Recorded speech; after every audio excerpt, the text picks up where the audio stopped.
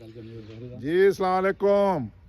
اس وقت جناب میرے ساتھ کلین اینڈ گرین کے ہمارے ڈائنامک دوست، یہ تصویر میں بالکل میرے رائٹ پہ اگر آپ دیکھیں گے تو بخاری صاحب، ہمارے وسیم شاہد بخاری، ان کے ساتھ ہیں محترم ثاقب مختار صاحب، اور آپ کیوں نظر نہیں آ رہے؟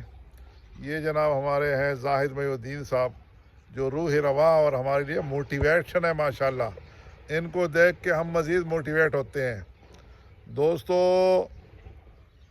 یہ آج تیسرا دن ہے جب ہم مل کے آپس میں بیٹھ کے پلان کرتے ہیں کہ کیسے سوسائٹی کے ریزیڈنٹس کو اپنے سوسائٹی مینجمنٹ کے ساتھ برج کیا جائے، اور جو گیپ بٹوین سوسائٹی مینجمنٹ اور سوسائٹی کے ریزیڈنٹس ہے اس کو منیمائز کیا جا سکے اور سوسائٹی کی کلیننگ اور گریننگ میں کوآرڈینیٹ کر سکیں.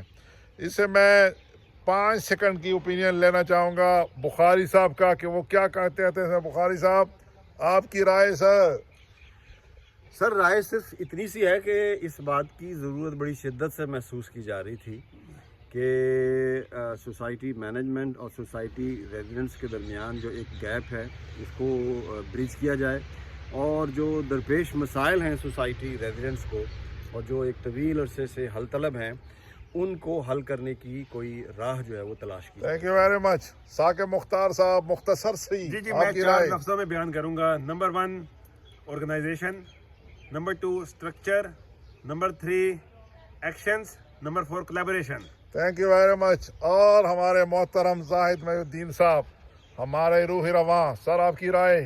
میری رائے یہ ہے، سب سے پہلے اس گروپ میں سب کو آپس میں کوآرڈینیٹ کرنا ہے، اکٹھے ہونا ہے، اس کے بعد آگے چلنا ہے. جب تک ہم اکٹھے نہیں ہوں گے، ہماری سوچ ایک نہیں ہوگی، ٹارگیٹ ایک نہیں ہوگا، ہم آگے نہیں بڑھ سکیں گے. تو زاہد محی الدین صاحب کا میسج کہ یونٹی از اسٹرینتھ، اور جب یونٹی ہوگی تو اسٹرینتھ آئے گی.